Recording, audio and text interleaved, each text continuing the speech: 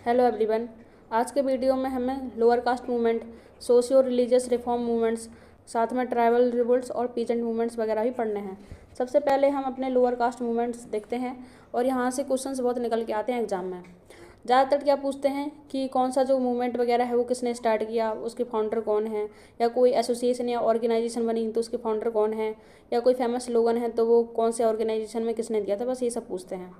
सबसे पहले महाराष्ट्र में बनता है सत्यशोधक समाज। कौन इसके फाउंडर हैं? ज्योतिबा फूले। बहुत फेमस ये लीडर हैं ज्योतिबा फूले। इनका क्या एम था सत्यशोधक समाज बनाने का कि सोशल जस्टिस दिलवाना है, लोअर कास्ट के लिए एजुकेशन प्रोवाइड करवानी है, जैसे कि तेली, कुंभी, माली, इन सब कास्ट के लिए वुमेन के एजुकेशन के लिए, वुमेन को सोशल राइट्स दिलाने के लिए ज्योतिबा फूले ने बहुत काम किया। ज्योतिबा फूले ने और क्या क्या काम किए, जैसे कि गर्ल्स स्कूल को इस्टेब्लिश किया इन्होंने सावित्रीबाई फूले के साथ। सावित्रीबाई फूले ज्योतिबा फूले की वाइफ थी। विडो रीमैरिज मूवमेंट में भी इन्होंने पार्टिसिपेट किया। इसके बाद हमें पढ़ना है SNDP मूवमेंट। इसका क्या फुल फॉर्म है? श्री नारायण गुरु धर्म पारिपालन मूवमेंट। जो श्री नारायण गुरु थे उन्होंने इसको फाउंड किया। कहाँ पे? केरला में 1903 में। श्री नारायण गुरु जी ने एक स्लोगन दिया था SNDP के टाइम पे, क्या? One religion, one cast, one God for Mankind. मतलब एक ही धर्म है, एक कास्ट है और एक ही भगवान है। जो SNDP मूवमेंट था या जो श्री नारायण गुरु थे, इन्होंने गांधी को और कांग्रेस को क्रिटिसाइज़ किया था। क्यों? क्योंकि ये बोल रहे थे जो कास्ट इशूज़ वगैरह चल रहे हैं कंट्री में उनको ये एड्रेस नहीं करते। फिर तमिलनाडु में आता है 1925 में, क्या? Self respect movement. इसके फाउंडर कौन है? EV रामास्वामी नाइकर। इनको हम पेरियार भी बुलाते हैं। इन्होंने जो ब्राह्मण्स लोग कस्टम्स करते हैं, जैसे कि ब्राह्मण्स वगैरह शादी वगैरह करवाते हैं, इन्होंने वो सब रिजेक्ट कर दिया था कि अब नॉर्मल पर्सन भी किसी शादी को कन्वीन करवा सकता है, या फिर किसी बिना थर्ड पर्सन के ही कुछ रीति रिवाज हमारे हो सकते हैं। इन सब के मतलब ब्राह्मणिकल कस्टम के अगेंस्ट कौन था? सेल्फ रिस्पेक्ट मूवमेंट था। कहाँ पे चला था? तमिलनाडु में। इसके फाउंडर पेरियार हैं। इसके बाद हमें नेक्स्ट पढ़ना है डिप्रेस्ड क्लासेस मूवमेंट, जो कि किसने चलाया? भीमराव अंबेडकर ने चलाया। कहाँ पे? महाराष्ट्र में। डिप्रेस्ड क्लास मूवमेंट किसके लिए चलाया? मेनली तो जो हरिजन्स लोग हैं या लोअर कास्ट के लोग हैं या जो SC से बिलोंग करते हैं, बट उसमें भी महल कास्ट के लोगों के लिए था, क्योंकि जो भीमराव अंबेडकर हैं वो भी महल कास्ट से बिलोंग करते थे।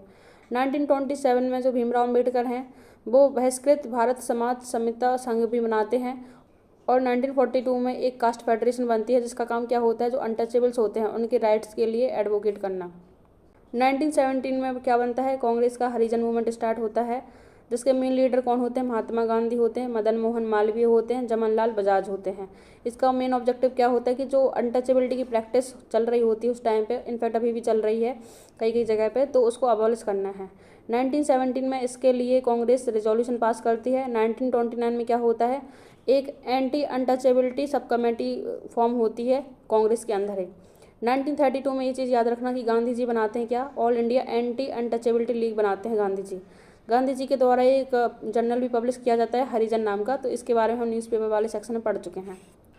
1924 में एक वाइकोम सत्याग्रह स्टार्ट होता है। इसके लीडर कौन होते हैं? KP केशव, K केलप्पन और TK माधवन। ये जो वाइकोम सत्याग्रह है ये केरल साइड होता है। इसका मेन ऑब्जेक्टिव क्या होता है कि उस टाइम पे जो अनटचेबल्स होते थे उनको टेम्पल्स वगैरह में नहीं जाने दिया जाता था। बोलते थे कि तुम्हारे टेम्पल में जाने से चीज़ें क्या हो जाती हैं? अछूत हो जाती है, भगवान हमारे अछूत हो जाते हैं, अपवित्र हो जाते हैं। जो हम लोगों के जनरल रोड्स होते हैं, पब्लिक रोड्स होते हैं, उस पर भी अनटचेबल्स को नहीं निकलने दिया जाता था। अगर वो जाते थे तो बिना स्लीपर पहने हुए जाते थे। तो इतना घटिया सिचुएशन था उस टाइम पर अनटचेबल्स लोगों का। तो इन सब इशूज़ के अगेंस्ट वाइकोम सत्याग्रह स्टार्ट हुआ था 1924 में। तो ये सब लीडर्स जो हैं उन सब के नाम आप जरूर याद रखना। अब हम पढ़ते हैं अपने सोशियो रिलीजियस रिफॉर्म मूवमेंट। सबसे पहले बनती है क्या? ब्रह्मो समाज, जिसको हम आत्मीय सभा भी बोलते हैं। ये राजा राम मोहन राय बनाते हैं। कब? 1828 में कलकत्ता में। राजा राम मोहन राय और किस किस प्रिंसिपल्स पे बिलीव करते थे? जैसे कि वो बोलते थे कि जो वेदास हैं, उपनिषद हैं, उनको अच्छे से पढ़ो, वो सही है। और जो आइडियल हम जो मूर्तियों की पूजा करते हैं, जो भगवान की मूर्तियों की पूजा करते हैं, वो बोलते थे कि वो मत करो, क्योंकि हमारे वेदास में भी जो आइडल वर्शिप है उसको करने के लिए मना किया गया है। आइडल वर्शिप को नहीं किया जाता है। सती को उन्होंने क्रिटिसाइज़ किया और उन्होंने बोला कि हर चीज़ के पीछे लॉजिक होना चाहिए, रीज़न होना चाहिए, मतलब साइंटिफिक थिंकिंग की बात की। और बोला कि जो इतने पॉलीथिज्म को लोग फॉलो कर रहे हैं, मतलब मल्टीपल गॉड्स को जो लोग मान रहे हैं, बोलते हैं कि हमारे वेदा में खुद लिखा है कि there is only one God, तो आप मोनोथिज्म में बिलीव कीजिए। तो जो राजा राम मोहन राय हैं इन्होंने आइडल वर्शिप के लिए मना किया और मोनोथिज्म पे बिलीव करने के लिए बोला। अब जो राजा राम मोहन राय थे, ये ब्रह्मो समाज के अंदर हिंदू रिलीजन के अगेंस्ट इन्होंने बहुत बोला कि हिंदू रिलीजन में ये प्रॉब्लम है, वैसी प्रॉब्लम है कि लोग आइडल वर्शिप करने लगे हैं, मोनोथिज्म में बिलीव नहीं करते हैं, बहुत सारे इसमें वो हैं कि पुरानी तरीके से सोच रखते हैं, सती वगैरह को क्रिटिसाइज़ किया। तो इसके अगेंस्ट में क्या बनता है, इसके अगेंस्ट में बनती है फिर इसको काउंटर करने के लिए धर्मसभा बनती है इसके 2 साल बाद कलकत्ता में ही। तो 1830 में बन जाती है कलकत्ता में। इसके फाउंडर कौन होते हैं, राधाकांत देव। इन्होंने बोला कि जितना आपने क्रिटिसाइज़ किया है हिंदू रिलीजन को अंडर ब्रह्मो समाज, बोले कि इतना बुरा नहीं है हमारा हिंदू रिलीजन, इनफैक्ट इसमें कोई चेंजेस या रिफॉर्म करने की नीड ही नहीं है। जो राजा राम मोहन राय थे वो बोलते थे कि हमारे हिंदू रिलीजन अच्छा है बट इसमें कुछ कुछ रिफॉर्म्स की नीड है। पर जो धर्मसभा के अंदर राधाकांत देव थे वो बोलते थे नहीं, हिंदू रिलीजन में कोई खराबी नहीं है, इसको एज इट इज़ रहना चाहिए। तो उन्होंने ब्रह्मो समाज को काउंटर किया। फिर इसी ब्रह्मो समाज से क्या होता है, आदि ब्रह्मो समाज निकल के आता है, एक निकल के आता है ब्रह्मो समाज ऑफ इंडिया। आदि ब्रह्मो समाज मतलब जो ओल्ड ब्रह्मो समाज है उसके फीचर्स इसमें ज़्यादा रहते हैं, जिसके फाउंडर होते हैं देवेंद्र नाथ टैगोर। देवेंद्र नाथ टैगोर अपनी एक जर्नल निकाल के लाते हैं, कौन सी, तत्वबोधिनी पत्रिका। तत्व की बात करते हैं क्योंकि ये कौन होते हैं, रविन्द्रनाथ टैगोर की फैमिली से ही रिलेटेड होते हैं, तो वो भी पोएट थे, ये भी कुछ इसी तरीके की लॉजिकल बातें करेंगे, तत्व की बातें करेंगे। और दूसरी बनी थी कौन सी, हमारी ब्रह्मो समाज ऑफ इंडिया। ये केशव चंद्र सेन बनाते हैं और केशव चंद्र सेन का एक जर्नल निकलता है कौन सा, इंडियन मिरर। तो ये हम न्यूज़पेपर वाले सेक्शन में करवा चुके हैं। तो आपको याद रखना ब्रह्मो समाज से 2 निकल के आती है, एक आदि ब्रह्मो समाज और एक ब्रह्मो Samaj of India. Brahmo Samaj of India के फाउंडर केशव चंद्र सेन रहते हैं और आदि ब्रह्मो समाज के देवेंद्र नाथ टैगोर रहते हैं। क्योंकि जो ब्रह्मो समाज है वो कलकत्ता साइड होती है कंट्री के, तो लोग चाह रहे थे कि अब जो ब्रह्मो समाज है उसके आइडियाज़ हैं वो कहाँ प्रमोट करें, वो हमारे वेस्टर्न कंट्री साइड भी प्रमोट करें या ऑल ओवर इंडिया करें। तो ये क्या बनती है, प्रार्थना समाज बनती है। कब, 1867 में बॉम्बे में। इसके फाउंडर कौन है, आत्माराम पांडुरंग हैं। तो जो केशव चंद्र सेन है, केशव चंद्र सेन की आत्मा कहाँ अटकी हुई थी, आत्माराम पांडुरंग में अटकी हुई थी। तो आत्माराम पांडुरंग ने केशव चंद्र सेन की हेल्प से प्रार्थना समाज बनाई, कहाँ पे, बॉम्बे में 1867 में, जिसमें जो ब्रह्मो समाज के आइडियल्स हैं उनके बारे में ही बात की जाती थी।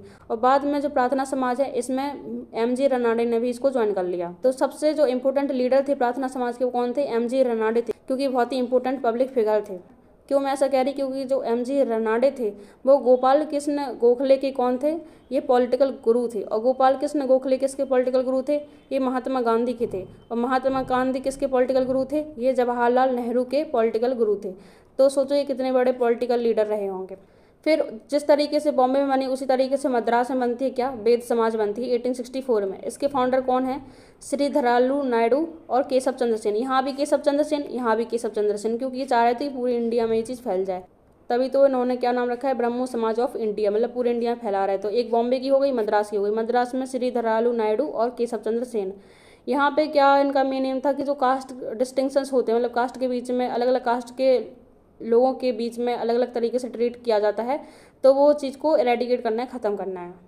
जो भी हमारे सोशियो रिलीजियस रिफॉर्म मूवमेंट्स आए थे, या तो वो रिफॉर्म्स की बात कर रहे थे कि जो आपका रिलीजन है उसमें कुछ रिफॉर्म्स लाइए ताकि लोग बेटर पोजीशन पे जाएं, या तो वो रिवाइवल की बात कर रहे थे। कुछ ऑर्थोडॉक्स थे, ओल्ड स्कूल के थे, तो वो रिवाइवल की बात कर रहे थे कि हमारा देश अच्छा था, पहले अच्छा था, हमारा रिलीजन पहले अच्छा था, हमको वेदास के टाइम में जाना चाहिए। तो वो बोलते थे हिंदू का जो टाइम पीरियड था वेदास के टाइम में वैसा होना चाहिए। तो वो रिवाइवल की बात करते थे, वो प्रोग्रेस की बात नहीं करते थे कि आगे बढ़ो। तो 2 कैटेगरी के मूवमेंट हैं, या तो रिफॉर्म मूवमेंट हैं या फिर हमारे रिवाइवल मूवमेंट हैं। जो अभी तक हमने पढ़े वो रिफॉर्म मूवमेंट थे। आर्य समाज रिवाइवल मूवमेंट है, क्योंकि ये बोले थे गो बैक टू वेदास, मतलब वेदास के टाइम में जो चल रहा था उसके पास जाओ। इसके फाउंडर कौन है, स्वामी दयानंद सरस्वती हैं। ये 1875 में बना, कहाँ, बॉम्बे में बना। जो ये स्वामी दयानंद सरस्वती हैं, इन्होंने दयानंद एंग्लो वैदिक स्कूल्स का भी इस्टेब्लिशमेंट किया। फिर हम देखते हैं थियोसॉफिकल सोसाइटी के बारे में। इसके फाउंडर कौन है, मैडम HP ब्लावत्स्की और कॉलोनल HS ऑलकॉट हैं। जनरली ये वाला क्वेश्चन लोग गलत कर देते हैं और इसके फाउंडर एनी बेसेंट लगा देते हैं। जो एनी बेसेंट थी वो तो इसकी एक प्रेसिडेंट थी। और जो थियोसॉफिकल सोसाइटी है ये भी एक तरीके का रिवाइवल मूवमेंट था। क्यों, क्योंकि जो उपनिषद हो गए, वेदांता हो गए, इनसे ये लोग इंस्पिरेशन लेते थे और जो इंडिया का कल्चर है उसको ग्लोरीफाई करते थे। उसके बाद हमें पढ़ना है रामकृष्ण मिशन। 1897 में बंगाल में बनता है। इसके फाउंडर कौन है, स्वामी विवेकानंद और रामकृष्ण परमहंस। रामकृष्ण परमहंस के नाम पे ही रामकृष्ण मिशन बना है। इसका मेन फीचर क्या था, बोलते थे कि service to mankind as service to God, कि अगर आप इंसानों की सेवा करोगे तो भगवान की सेवा करने के बराबर ही है। जो स्वामी विवेकानंद है इन्होंने भी अपना एक जर्नल निकाला था, कौन सा, प्रबुद्ध भारत। इसके बारे में भी हम पढ़ चुके हैं। नेक्स्ट आता है हमारा सर्वेंट्स ऑफ इंडिया सोसाइटी। ये 1905 में बॉम्बे में बनता है। फाउंडर इसके कौन है? गोपाल कृष्ण गोखले, एम.जी. रनाडे हैं। इसका मेन फोकस क्या था कि जो फैमन वगैरह हो रखी थी, जिनसे जो लोग हैं वो इफेक्ट हो रखे थे, उनको रिलीफ पहुंचाना और ट्राइबल्स के वेलफेयर के लिए काम करना। सर्वेंट्स ऑफ इंडिया सोसाइटी का एक तो ये वाला भी मेन एम था कि जो जनरल पब्लिक है उसके अंदर नेशनलिज्म की भावना जगाना, कि अगर कल के दिन आपको कंट्री के लिए कुछ करना पड़े, सोशल सर्विस देना पड़े, तो आपको मना नहीं करना है और आप अपने कंट्री के लिए सोशल सर्विस दे सकते हैं, मना नहीं करेंगे। नेक्स्ट फिर 1911 में बॉम्बे में ही बनती है social service league. Social service league कौन बनाता है? नारायण मल्हार जोशी बनाते हैं। तो कुछ में तो थोड़ा बहुत आपको एक दो पॉइंट याद भी रखने, बाकी में तो केवल ऑर्गेनाइजेशन के नाम और कौन उसके फाउंडर, बस उतना ही याद रखना है। फिर हमारे वुमेंस के लिए कि क्या क्या रिफॉर्म्स वगैरह हुए, उन सब के बारे में पढ़ना। सबसे पहले इंडियन रिफॉर्म एसोसिएशन हुआ 1870 में कलकत्ता में, जो कि केशव चंद्र सेन ने स्टार्ट किया।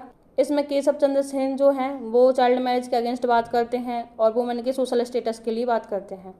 1885 में जब इंडियन नेशनल कांग्रेस बनी थी, उसी टाइम पर सेवा सदन बना था बॉम्बे में। इसके फाउंडर कौन है? Behramji M Malabari. तो ये भी वुमेंस के लिए है। सबसे इम्पोर्टेंट जो रहा वुमेंस के लिए वो क्या है? इंडियन वुमेंस एसोसिएशन, जो कि 1917 में मद्रास में बनाती हैं एनी बेसेंट। इनका काम क्या था? जो एनी बेसेंट है वो चाह रही थी कि जो इंडियन वुमेन है उनके अपलिफ्टमेंट के लिए काम किया जाए। तो उनके अपलिफ्टमेंट के लिए ये बनाती हैं ऑल इंडिया वुमेंस कॉन्फ्रेंस। तो इसको ऑर्गेनाइज करती हैं, जिसके थ्रू इंडियन वुमेंस के जो कॉजेज हैं उनको लाया जाए और उनको रिजॉल्व किया जाए।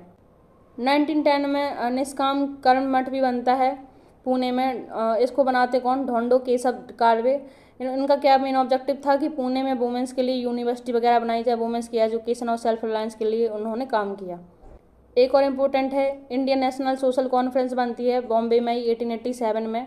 इसके फाउंडर कौन है? एम.जी. रनाडे, रघुनाथ राव हैं। एम.जी. रनाडे बहुत बड़े लीडर थे, ये बात मैं पहले ही बता चुकी। इन्होंने चाइल्ड मैरिज के अगेंस्ट बोला था कि मैं प्लेज मूवमेंट स्टार्ट कर रहा हूँ। प्लेज मूवमेंट के बारे में डायरेक्ट पूछ लिया जाता है कि ये किस चीज़ से रिलेटेड था, तो ये किसके लिए था? चाइल्ड मैरिज के अगेंस्ट था ये, जिसमें ये पॉलीगैमी को अपोज करते हैं कि मतलब एक जो हस्बैंड है उसकी बहुत सारी वाइफ नहीं होनी चाहिए, तो उसके लिए भी ये मना करते हैं। कुलिनिज्म की जो प्रैक्टिस होती है उन सबके अपोज में रहता है ये। तो इंडियन नेशनल सोशल कॉन्फ्रेंस जरूर आप याद रखो, क्योंकि आईएनसी बनी थी कब? हमारी 1885 में। तो उन्होंने बोला हम तो कोई भी सोशल कॉजेज वगैरह नहीं लेंगे, तो उसके मतलब रिस्पॉन्स में क्या बनता है? इंडियन नेशनल सोशल कॉन्फ्रेंस बनती है। यहाँ पे इंडियन नेशनल कांग्रेस, तो यहाँ पे इंडियन नेशनल सोशल कांग्रेस बनती है, जो कि एम.जी. रनाडे बनाते हैं। और प्लेज मूवमेंट याद रखना, कई बार क्वेश्चन नहीं पूछ लिया जाता है जो प्लेज मूवमेंट है वो किससे रिलेटेड है, तो अगेंस्ट चाइल्ड मैरिज था। सेम एक पूना सेवा सदन बनता है 1909 में पुणे में, जिसके फाउंडर कौन होते हैं? जी.के. देवधर और रामाबाई रनाडे होते हैं। वुमेन्स के बारे में थोड़ा बहुत और हमें एक्स्ट्रा पढ़ना पड़ेगा, तो हम नेक्स्ट लेक्चर में लेके आएंगे उसके लिए। अब हमारे कुछ मुस्लिम से रिलेटेड भी मूवमेंट हुए थे, जैसे कि सबसे इंपॉर्टेंट है अलीगढ़ मूवमेंट। अलीगढ़ मूवमेंट किसने स्टार्ट किया था? सर सैयद अहमद खान ने स्टार्ट किया था। ये लोग बोले कि मुस्लिम्स लोग, आप देखो कि हिंदू लोग कितने आगे निकल चुके हैं, वो लोग जॉब ले रहे हैं, आप अभी भी पीछे मुड़ के देख रहे हो। तो उन्होंने बोला कि नहीं, हमको क्या करना है, जो वेस्टर्न एजुकेशन है वो मॉडर्न है और हमको उसको फॉलो करना है। हमको सबसे पहले वेस्टर्न एजुकेशन को अडॉप्ट करते हुए जॉब वगैरह लेनी है, अच्छी पोजीशन पर जाना है। तो जो अलीगढ़ मूवमेंट था वो मॉडर्निस्ट उसकी अप्रोच थी। और सर सैयद अहमद खान ने एक जर्नल निकाला, कौन सा? तहजीब अल अखलक, जिसमें ये बोले कि आप थोड़ा सा अपना जो मैनर्स हैं उसको सही करो, मतलब तहजीब आप अपनी सुधारो। कुछ इन लोगों के भी रिवाइवलिस्ट मूवमेंट थे, जैसे कि एक बहावी मूवमेंट स्टार्ट हुआ था बंगाल में 1820 के टाइम पे। इसके फाउंडर कौन थे? सैयद अहमद, इनायत अली, टीटू मीर, शाह मोहम्मद हुसैन, ये सब इसके फाउंडर थे। इसका क्या मेन ऑब्जेक्टिव था कि इस्लाम का रिवाइवल करना है, मतलब कि जैसा इस्लाम जो रिलीजन है प्रॉफिट मोहम्मद के टाइम पे हुआ करता था उसी तरीके का होना चाहिए। एंटी ब्रिटिश इसके ऑब्जेक्टिव थे, ब्रिटिश वगैरह के भी अगेंस्ट था। नेक्स्ट इंपॉर्टेंट है फरैजी मूवमेंट। फरैजी मूवमेंट के फाउंडर कौन है? हाजी शरीयतुल्लाह हैं। और इस मूवमेंट से इनका एक जो बेटा है हाजी शरीयतुल्लाह का, दादू मियाँ, वो भी एसोसिएटेड है। तो ये जो फरैजी मूवमेंट है वो 1818 से 1819 के टाइम पे स्टार्ट हुआ था। अब मैंने एक जगह वो सब चीज़ें लिख दी हैं जहाँ पे कोई रिवोल्ट की वजह से कोई पब्लिकेशन वगैरह निकली है, किसी ने निकाली है। वैसे तो बहुत सारे ये हम न्यूज़पेपर वाले सेक्शन में कवर करवा चुके हैं, बट फिर भी आप यहाँ पे एक बार देख लो। जैसे कि संवाद कौमुदी और मिरातुल अखबार ब्रह्मो समाज के टाइम पीरियड में राजा राम मोहन राय ने इसको पब्लिश किया था। तत्वबोधिनी पत्रिका किसकी है? देवेंद्रनाथ टैगोर की है। और देवेंद्रनाथ टैगोर किससे एसोसिएटेड हैं? आदि ब्रह्म समाज से हैं। इंडियन मिरर किसका है? केशव चंद्र सेन का है। और ये किससे एसोसिएटेड है? ब्रह्मो समाज ऑफ इंडिया से। हरिजन महात्मा गांधी का है। इन्होंने कब पब्लिश की थी? जब कांग्रेस का एंटी अनटचेबिलिटी मूवमेंट स्टार्ट किया था। फिर बुद्ध भारत किसका है, रामकृष्ण मिशन ने इसको पब्लिश किया। बट मेन अगर किसी का नाम आ जाए तो किसका नाम याद रखना है आपको, स्वामी विवेकानंद का नाम आपको याद रखना है। कौन, स्वामी विवेकानंद। तहजीब अल अखलाक अभी हमने आपको बताया सर सैयद अहमद खान ने इसको पब्लिश किया है अलीगढ़ मूवमेंट के टाइम पे। सेम अभी हम इंडिगो रिवोल्ट पढ़ेंगे, तो जिसमें क्या होता है कि जो दीनबंधु मित्र होते हैं वो नील दर्पण पब्लिश करते हैं, जिसमें वो इंडिगो रिवोल्ट के बारे में मेंशन करते हैं। तो ये सब आपको याद रखना है। अब हम अपने कुछ पीजेंट मूवमेंट्स के बारे में पढ़ लेते हैं। सबसे इम्पोर्टेंट पहला कौन सा है, सन्यासी रिवोल्ट। ये बंगाल में हुआ था कब, 1763 से 1800 के टाइम में।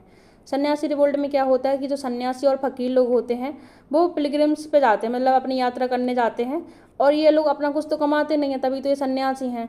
तो क्या होता था, जो उस टाइम पे जमींदार लोग होते थे, तो जैसे ही रास्ते से निकलते थे, मतलब अपने पिलग्रिम्स यात्रा पे जाते थे, तो जमींदार लोगों से क्या आल्म्स मांगते थे, मतलब भिक्षा मांगते थे, और उस भिक्षा के थ्रू ये लोग अपना यात्रा वगैरह पूरा करते थे, अपना पालन पोषण करते थे। अब क्या हुआ कि जो बंगाल है यहाँ पे आ चुका था क्या, इस टाइम पीरियड तक परमानेंट सेटलमेंट सिस्टम। अब परमानेंट सेटलमेंट सिस्टम में क्या होता था कि जो जमींदार होते थे वो उनके पास खुद ही पैसा नहीं रहता था, क्योंकि उनको टाइम पे ब्रिटिश लोगों को देना पड़ता था, और यहाँ पे उनको पीजेंट्स पैसे नहीं दे रहे हैं, तो जमींदार फिर कैसे उनको पैसे देगा ब्रिटिश लोगों को। अब इनके पास खुद ही पैसा नहीं है, तो ये लोग सन्यासी वगैरह को भी कैसे पैसा दें, तो ये लोग पैसा दे ही नहीं पाते थे सन्यासी लोगों को। तो जो इनकी यात्रा, जो इनकी पिलग्रिम्स वगैरह है वो इनकी रुक जाती थी, और साथ में कुछ ब्रिटिश लोगों ने भी इनका जो पिलग्रिम्स जो चलता था उस टाइम पे, यात्रा वगैरह ये लोग करते थे, वो इनका रोक दिया था, पिलग्रिमेज वगैरह रोक दिया था। तो जिसकी वजह से जो सन्यासी लोग हैं वो ब्रिटिश गवर्नमेंट से बहुत गुस्सा थे।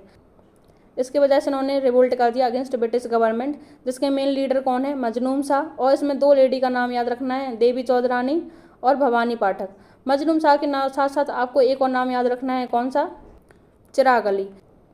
अब इन लीडर के नाम कैसे याद रखेंगे, क्या होता है जब किसी इंसान को प्यार नहीं मिलता है तो क्या सन्यासी बन जाता है। तो जब प्यार नहीं मिला तो हमारा मजनू जो है वो क्या करने लगा, अपना चिराग लेके सन्यासी रिवोल्ट करना स्टार्ट कर दिया। तो मजनू चिराग लेके सन्यासी रिवोल्ट करना स्टार्ट कर दिया, क्योंकि उसको प्यार नहीं मिला तो सन्यासी बन गया। साथ में भवानी पाठक और देवी चौधरानी का नाम आप जरूर याद रखना। और इसी सन्यासी रिवोल्ट के टाइम पे बंकिम चंद्र चट्टोपाध्याय आनंद मठ लिखते हैं, जिसमें वंदे मातरम के बारे में भी लिखा होता है।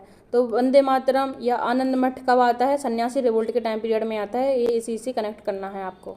तो कॉज यहाँ पे लिखा हुआ है कि ब्रिटिश जो है वो पिलग्रिमेजेस वगैरह को रेस्ट्रिक्शंस करते थे। फिर नेक्स्ट इंपॉर्टेंट आता है 1825-33 के टाइम पीरियड में पागलपंथी। पागलपंथी के लीडर कौन है, करम शाह और टीपू शाह। कर्म करने पे भी इंसान को रिजल्ट ना मिले उसके अकॉर्डिंग, तो इंसान क्या हो जाता है, पागल हो जाता है। तो कर्म भी किया फिर भी रिजल्ट नहीं मिला, तो इंसान क्या हो गया, पागल हो गया। तो करम शाह और इनके बेटे टीपू शाह, ये दोनों क्या रहे, इस मूवमेंट के लीडर रहे हैं। क्यों ये मूवमेंट स्टार्ट हुआ था कि जो रेंट वगैरह है उसको बहुत हाई कर दिया था ब्रिटिश गवर्नमेंट ने, इसके अगेंस्ट ये पागलपंथी मूवमेंट स्टार्ट हुआ था। और पागलपंथी मूवमेंट के लिए बोलते हैं कि ये फर्स्ट पीजेंट रिवोल्ट है अगेंस्ट ब्रिटिश। तो ये चीज़ आपको याद रखना। नेक्स्ट इंपॉर्टेंट है हमारा इंडिगो रिवोल्ट, जो कि बंगाल में होता है। इसके बाद फिर इंडिगो से रिलेटेड इशू कहाँ पे आता है, बिहार में आता है, कहाँ पे, चंपारण में, जहाँ पे फिर वो कॉज कौन देखते हैं, महात्मा गांधी देखते हैं। तो इंडिगो रिवोल्ट बंगाल में चल रहा होता है। यहाँ पे जो ब्रिटिशर्स होते हैं वो पीजेंट से क्या करवा लेते हैं, कॉन्ट्रैक्ट साइन करवा लेते हैं कि आपको इतने से इतने टाइम तक के लिए आपका जो फील्ड है उस पर इंडिगो को कल्टिवेट करना है। अब इंडिगो क्योंकि कॉमर्शियल क्रॉप है, उससे किसी का जो पीजेंट्स है उनके खाने पीने का भी नहीं चल रहा होता है, और साथ में इंडिगो को कल्टिवेट करने के बाद जो हमारा फील्ड है, मतलब ज़मीन है, वो इनफर्टाइल हो जाती थी, वहाँ पे कुछ और ग्रो करना मुश्किल हो जाता था। तो इन सब चीज़ों से जो पीजेंट्स हैं वो बड़े परेशान थे। तो पीजेंट्स के कॉज को लेके इंडिगो रिवोल्ट स्टार्ट होता है, जिसमें मेन लीडर कौन होते हैं, विष्णु चरण विश्वास और दिगंबर विश्वास। तो ब्रिटिश गवर्नमेंट ने इन दोनों के विश्वास को तोड़ दिया था पीजेंट्स से कॉन्ट्रैक्ट साइन करवा के कि भैया आप ना इस कॉन्ट्रैक्ट पर साइन कर दो, अंगूठा लगा दो। तो इसके जो दो मेन लीडर हैं इंडिगो रिवोल्ट के, वो कौन है, विष्णु चरण विश्वास और दिगंबर विश्वास, दोनों ही विश्वास हैं। इसी टाइम पीरियड में हमने पहले बता दिया कि दीनबंधु मित्र क्या लिखते हैं, नील दर्पण लिखते हैं 1860 में, जिसमें इंडिगो रिवोल्ट के बारे में मेंशन होता है। नेक्स्ट इंपॉर्टेंट है हमारा पवना मूवमेंट, जो कि बंगाल में होता है 1873 से 1885 के टाइम पीरियड में। ये क्यों होता है, इसका मेन रीज़न क्या रहता है कि जो जमींदार वगैरह होते हैं वो अपनी ज़मीन से जो ऑक्यूपेंट्स होते हैं उनको भगा देते हैं, मतलब फोर्स्ड एविक्शन वगैरह कर देते हैं, और उनको जो जिस ज़मीन पर वो काम कर रहे होते हैं उसकी कोई सिक्योरिटी नहीं होती है। तो इस मूवमेंट के आउटकम में फिर क्या निकला, बंगाल टीनेंसी एक्ट आता है 1885 में, जिसमें जो टीनेंट्स वगैरह होते हैं उनकी प्रोटेक्शन की बात कही जाती है। तो पवना मूवमेंट के मेन लीडर कौन होते हैं, शाहचंद्र रॉय और शंभूनाथ पाल। तो इन दोनों के नाम आपको याद रखना है। फिर नेक्स्ट इंपॉर्टेंट आता है 1918-21 के टाइम पीरियड में किसान सभा मूवमेंट। ये यूपी में होता है। किसान को यूपी से कनेक्ट करके देखो। इसमें मेन इंपॉर्टेंट लीडर कौन होते हैं? गौरी शंकर मिश्रा, इंद्र नारायण द्विवेदी, और बाद में इसमें जो जवाहरलाल नेहरू जी हैं वो भी ऐड हो जाते हैं। तो जितने ही पंडित वगैरह हैं वो किसान सभा मूवमेंट से एसोसिएटेड हैं। तो हमने क्या बोला कि बाद में इसमें पंडित जवाहरलाल नेहरू भी एसोसिएट हो जाते हैं। तो इसमें बस इतना याद रखो कि ये वाला मूवमेंट स्टार्ट हुआ था यूपी में इतने टाइम पीरियड में, और इसके मेन लीडर ये रहे हैं। फिर 1921 में एका मूवमेंट आता है। कहाँ पे? अवध यूपी में आता है। इसका मेन क्या रीज़न रहता है कि इस रीजन में जो ड्रॉट वगैरह होती हैं वो आई होती है, जिसकी वजह से फूड शॉर्टेज वगैरह हो जाता है। तो एका मूवमेंट में क्या होता है, जो कांग्रेस होती है और जो खिलाफत कमेटी वगैरह होती है वो एक साथ काम करती है। तो इसलिए इसको एका को क्या बोलते हैं? यूनिटी मूवमेंट बोलते हैं। एका मूवमेंट को साथ में क्या बोलते हैं हम? यूनिटी मूवमेंट भी बोलते हैं। तो हमें इतना याद रखना है कि अवध यूपी में हुआ था, और इसके मेन रीज़न क्या रहती है कि ड्रॉट वगैरह आई रखी होती है तो फूड शॉर्टेज वगैरह हो जाता है, और साथ में स्पेनिश फ्लू होता है, तो सारी सिचुएशंस बिगड़ जाती हैं। तो ब्रिटिश गवर्नमेंट के अगेंस्ट ये सब होता है। फिर नेक्स्ट देखते हैं 1928 में आता है बारडोली सत्याग्रह। इसको कैसे सीखेंगे? 1920 में होती है हमारी एनसीएम, और 1930 के टाइम पीरियड में आते हैं हमारे सीडीएम। तो क्या बोलते हैं कि 1920 में जो एनसीएम आता है उसका जो चाइल्ड है वो है बारडोली सत्याग्रह, और सीडीएम का फादर कौन है? बारडोली सत्याग्रह है। तो बारडोली सत्याग्रह सूरत में होता है, गुजरात में, 1928 में। इसमें क्या होता है, जो पीजेंट्स होते हैं वो प्रोटेस्ट करते हैं। क्यों? क्योंकि जो ब्रिटिश गवर्नमेंट होती है वो 30% से टैक्स को हाइक कर देती है। तो बारडोली सत्याग्रह में जो मेन रोल प्ले करता है वो कौन है? पटेल जी हैं। यहाँ पे जो पटेल हैं उनका नाम अभी सरदार ऐड नहीं हुआ है उनके नाम के आगे। तो बारडोली सत्याग्रह में जब उन्होंने जीत दिलाई पीजेंट्स को, तो वहाँ की जो लेडीज़ हैं, कहाँ की? बारडोली की, उन्होंने फिर रिस्पेक्ट में जो वल्लभ भाई पटेल हैं उनको सरदार का नाम दिया कि आज से आप हमारे सरदार हैं। तो तब से वो क्या बन गए? सरदार वल्लभ भाई पटेल बन गए। नेक्स्ट इंपॉर्टेंट हमें देखना है 1936 में होता है ऑल इंडिया किसान सभा। ऑल इंडिया किसान सभा जो है वो कहाँ होती है? बिहार में होती है। बिहार में होती है। इसके मेन लीडर कौन होते हैं? स्वामी सहजानंद सरस्वती होते हैं। फिर इसके बाद नेक्स्ट इंपॉर्टेंट देखनी है हमें तेभागा मूवमेंट। तेभागा मूवमेंट कहाँ पे होती है? बंगाल में होती है। तेभागा मूवमेंट में क्या होता है कि जो शेयरक्रॉपर्स होते हैं, जिनको हम बरगरदास बोलते हैं, वो बोलते हैं कि हम आपको, मतलब अपने लैंडलॉर्ड से बोलते हैं कि हम आपको सिर्फ 1/3 जो प्रोड्यूस है उसका देंगे, क्योंकि हम आपके खेतों में मेहनत कर रहे हैं, हम बीज बोने से लेके काटते सब कुछ है, इतना ध्यान रखते हैं, और आप क्या करते हैं? आप 50-50% से डिवाइड कर लेते हैं चीज़ों को। तो पहले क्या होता था, जब तक ये मूवमेंट स्टार्ट नहीं हुआ था, कि जो बरगरदास हैं और जो लैंडलॉर्ड्स हैं उनके बीच में जो भी प्रोड्यूस होता था वो 50-50 हो जाता था। तो जब ये तेभागा मूवमेंट आया तो वो बोले कि अब से हम आपको केवल 1/3 देंगे और हम अपने पास 2/3 ऑफ प्रोड्यूस रखेंगे। तो उसको बोलते हैं हम तेभागा मूवमेंट। इसमें क्या होता है फिर इन दी एंड, जो शेयरक्रॉपर्स हैं या बरगरदास हैं उनके लिए जो ब्रिटिश गवर्नमेंट है एक बरगरदारी बिल पास करती है, जिसमें बोलते हैं कि अब से आप 2/3 जो पार्ट है प्रोड्यूस का वो रखेंगे और 1/3 ही शेयर करेंगे। नेक्स्ट इंपॉर्टेंट जो होता है वो 1921 में मोपला अपराइजिंग होती है। इसके पहले भी एक बार मोपला अपराइजिंग हो चुकी होती है। ये मालाबार किला में होती है। मोपला कौन होते हैं? ये अरब मुस्लिम्स होते हैं जो मालाबार में आ जाते हैं। तो इसमें क्या होता है, जो लैंडलॉर्ड्स होते हैं जो कि हिंदू होते हैं और जो मुस्लिम्स होते हैं मोपला, इनके अगेंस्ट लड़ाई वड़ाई हो जाती है। तो जो ये मूवमेंट है वो एंटी ब्रिटिश गवर्नमेंट भी था और एंटी लैंडलॉर्ड भी था। तो इसमें क्या हुआ, जैसे ही मोपल्ला वाला इशू स्टार्ट हुआ तो इसको एक कम्युनल कलर मिल गया इस मूवमेंट को। पहले से भी जो मूवमेंट था वो केवल एंटी ब्रिटिश गवर्नमेंट मूवमेंट था, लेकिन जैसे ही मोपल्ला वाला अपना हिंदू मुस्लिम करने लगे तो इस मूवमेंट को कम्युनल कलर मिल गया। इसमें क्या था कि जो अपर कास्ट हिंदू लोग थे वो लैंडलॉर्ड्स थे, तो वो मोपल्ला वालों को क्या करते थे? परेशान करते थे। तो इस तरीके से स्टार्ट होता है मोपला अपराइजिंग। तो मोपला अपराइजिंग में क्या होता है, जो कांग्रेस होती है और खिलाफत कमेटी होती है वो दोनों मिलकर एक साथ काम करती हैं, और साथ में गांधी जी अपने प्रिंसिपल्स भी इसमें लाते हैं। तो इन दी एंड आउटकम क्या निकलता है इसका, कि जो ब्रिटिश गवर्नमेंट होती है वो इस रीजन में मार्शल लॉ इम्पोज कर देती है। अब हमारे कुछ और रिवोल्ट्स वगैरह हैं उनके बारे में पढ़ लेते हैं, जैसे कि सन्यासी रिवोल्ट। अच्छा, इसके बारे में तो हम पढ़ चुके हैं ना, मजनून शाह चिराग लेपना लेके जा रहा था, भवानी पाठक, ये सब। दूसरा कौन सा हमारा मोहमारीस रिवोल्ट, जो कि हमारा असम में होता है 1769 से 19। अच्छा, भले टाइम पीरियड भले याद मत रखो, लेकिन कौन सी लोकेशन पे हुआ, कौन से लीडर है, इतना ज़रूर याद रखो। तो मोहमारीस कहाँ हुआ? असम में हुआ। लीडर कौन से थे उसके? अनिरुद्ध देव थे। क्या इसका मेन रीज़न रहा कि जो अहोम किंगडम थे उसकी पॉलिटी से ये लोग खुश नहीं थे। कौन? मोहमारीस। नेक्स्ट, जो गोरखपुर में कुछ सिविल अपराइजिंग होती है। गोरखपुर कहाँ आता है? हमारे यूपी में आता है। तो वहाँ पर लीडर कौन निकल के आते हैं? जो जमींदार होते हैं, जो कल्टिवेटर्स होते हैं, वो लोग निकल के आते हैं। इसका क्या मेन रीज़न होता है कि जो ब्रिटिश गवर्नमेंट होती है वो एक्सेसिव रेवेन्यू डिमांड करने लगती है। नेक्स्ट इंपॉर्टेंट पढ़ना है, झारखंड में होता है कौन सा? पलामू अपराइजिंग 1802 के टाइम पे। इसके मेन लीडर कौन होते हैं? भूकन सिंह होते हैं। मेन रीज़न क्या होता है कि जो ट्राइबल ऑटोनॉमी है उसको छीन लेते हैं ब्रिटिश गवर्नमेंट, उसका एक्सप्लॉयटेशन करते हैं।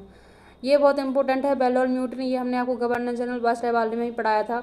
ये तमिलनाडु में होती है 1806 में।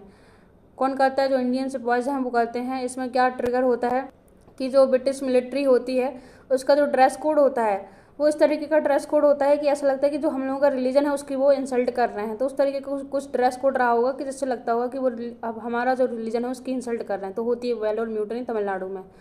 एक है Paika rebellion, very very important, जो कि कहाँ होती है? उड़ीसा में होती है 1817 के टाइम पीरियड में। इसके लीडर जरूर याद रखो कौन है? बख्शी जगबंधु विद्याधर हैं। एक और याद रख लो, कच्छ रेबेलियन कहाँ हुआ होगा? ऑब्वियसली गुजरात में। कौन इसके मेन लीडर रहे हैं? महाराजा भारमल सेकंड। अब हम जल्दी जल्दी बाकी के ट्राइबल रिवोल्ट्स के बारे में पढ़ लेते हैं जो इम्पोर्टेंट है। सबसे पहले राजस्थान में होता है भील अपराइजिंग। कौन इसके मेन लीडर है? गोविंद गुरु हैं। फिर अहोम रिवोल्ट कहाँ होता है? असम में होता है। कौन उसके मेन लीडर हैं? गोमाधर कौनबर। और भी हैं बट मेन लीडर इसके गोमाधर कौनबर है, असम में होता है। इसका क्या मेन रीज़न रहता है? जो ब्रिटिश गवर्नमेंट होती है वो असम का कुछ रीजन को कैप्चर कर लेती है, तो इसके अगेंस्ट जो गोमाधर कौनबर होते हैं वो रिवोल्ट करते हैं। नेक्स्ट इंपॉर्टेंट है कोल म्यूटनी। कहाँ पे होती है? ये छोटा नागपुर में होती है। इसके मेन लीडर कौन है? बूढ़ो भगत हैं। तो बस केवल लीडर, रीजन और ये सब याद रखो। नेक्स्ट इंपॉर्टेंट है हमारे संथाल रिबेलियन। इसके मेन लीडर कौन है? सीधो मुर्मू और कान्हू मुर्मू इसके मेन लीडर हैं। नेक्स्ट इंपॉर्टेंट है खोंड अपराइजिंग। खोंड अपराइजिंग में क्या होता है कि जो ब्रिटिश गवर्नमेंट होती है वो खोंड लोगों की एक प्रैक्टिस होती है किस चीज़ की, कि ये लोग ह्यूमन सेक्रीफाइस करते हैं। तो उसकी प्रैक्टिस को ब्रिटिश गवर्नमेंट ने बंद कर दिया था। जब ये पता चला खोंड लोगों को तो उन लोगों का सर घूम गया। तो यहाँ से एक लीडर निकल के आते, कौन? चक्र बिश्नोई। मतलब कि ब्रिटिश गवर्नमेंट ने इनकी प्रैक्टिस को ही बैन कर दिया तो उनका चक्र, मतलब जो सर है वो घूम गया। तो इस तरीके से इन लीडर का नाम याद रख लो, कौन? चक्र बिश्नोई। तो चक्र बिश्नोई मेन लीडर हैं किसके? खोंड अपराइजिंग के, जो कि कहाँ पे होती है? उड़ीसा आंध्र प्रदेश वाले रीजन में होती है, जिसमें ये ब्रिटिश वगैरह के अगेंस्ट गुरिल्ला वारफेयर टैक्टिक्स का यूज़ करते हैं। नेक्स्ट इंपॉर्टेंट है कोली अपराइजिंग, जो कि महाराष्ट्र वाले रीजन में होती है। इसका क्या रीज़न रहता है, क्यों होती है कोली अपराइजिंग? ये मेन होती है जब हमारा ये थर्ड एंग्लो मराठा वार हो जाता है, उसके बाद क्या होता है, जो ब्रिटिश गवर्नमेंट होती है वो महाराष्ट्र वाले रीजन में इंटरफेयर करने लगती है, जिसकी वजह से कोली अपराइजिंग होती है। और जिसके मेन लीडर कौन है? रामजी भांगड़े हैं, द्वारकादास और ये मंगललाल भूकन। तो आप इन सब के नाम याद रखो। नेक्स्ट इंपॉर्टेंट है हो एंड मुंडा रिवोल्ट। कहाँ पे होती है? तो छोटा नागपुर प्लेटियो उस साइड होती है और रांची वगैरह में होती है। इसके मेन जो लीडर है वो कौन है? बिरसा मुंडा है। और जो हो और मुंडा रिवोल्ट है उसको हम उलगुलान मूवमेंट भी बोलते हैं। अगर उलगुलान मूवमेंट भी आए तो वो समझो कि मुंडा रिवोल्ट की बात कर रहे हैं। फिर आती है हमारी कोया रिबेलियन, रंपा रिबेलियन और चाचू ट्राइबल मूवमेंट। ये तीनों आंध्र प्रदेश से रिलेटेड हैं। जैसे कि जो रंपा रिबेलियन है बहुत इंपॉर्टेंट है। रंपा रिबेलियन आंध्र प्रदेश में होती है। इसके जो लीडर हैं इंपॉर्टेंट वो कौन है? अलूरी सीतारामा राजू हैं। चाचू ट्राइबल मूवमेंट होता है, ये भी आंध्र प्रदेश में होता है। इसके लीडर कौन होते हैं? वेंकटपाया और के हनुमंतु। तो इन दोनों के नाम याद रखना। कोया रेबेलियन की कौन इंपॉर्टेंट लीडर हैं? तो मधुरा। अगर आपको किसी का नाम याद रखना है तो रंपा रेबेलियन का जो है याद रखो, अलूरी सीतारामा राजू। खासी अपराइजिंग होती कहाँ? मेघालय में। मेघालय में है ना गारो खासी जयंतिया रीजन। तो यहाँ पे कौन मेन लीडर निकल के आते? तीरथ सिंह। ये क्यों होती है खासी अपराइजिंग? क्योंकि जो ब्रिटिश गवर्नमेंट होती है वो गारो और जो जयंतिया हिल्स है उसके बीच में एक रोड कंस्ट्रक्ट करवाना चाह रही थी। क्यों? क्योंकि वो चाहती थी कि जो सिलहट और ब्रह्मपुत्र वैली का जो रीजन है उसको कनेक्ट करना। तो इसके लिए वो बनवाई थी रोड। और रोड बनवाने के लिए बंगाल से जो लोग हैं उनको बुला रही थी। मतलब ये बंगाल के लोग खासी वाले लोगों के लिए क्या थे? आउटसाइडर थे। साथ में जो ब्रिटिशर्स थे वो भी यहाँ पे आ रहे थे। तो इनको लग रहा था कि जो आउटसाइडर है उनके आने से जो हमारा कल्चर है वो डिस्ट्रक्ट हो रहा है। तो लीडर कौन निकल के आते? तीरथ सिंह। और बोलते हैं कि ना रहेगा रोड, ना यहाँ से निकलेंगे लोग और ना होगा किसी का तीरथ। तो इस तरीके से याद रख लो कि ना बनेगा रोड, ना कोई जाएगा तीरथ पे। फिर मेन इंपॉर्टेंट है कुकी रिवोल्ट। कुकी रिवोल्ट कहाँ होता है? हमारा मणिपुर में होता है 1917-1919 के टाइम पीरियड में। इसका मेन रीज़न क्या होता है कि वर्ल्ड वार 1 के टाइम पीरियड में जिस तरीके से ब्रिटिश गवर्नमेंट ने लेबर रिक्रूटमेंट की पॉलिसी निकाली थी या रिक्रूट किया था लोगों को, उसके अगेंस्ट ये कुकी रिवोल्ट स्टार्ट हुआ था मणिपुर में। और ये वाले आपके सारे हो गए। तो बताओ आज का आपको हमारा लेक्चर कैसा लगा? अगर अच्छा लगता है तो please like share and subscribe. Thank you so much.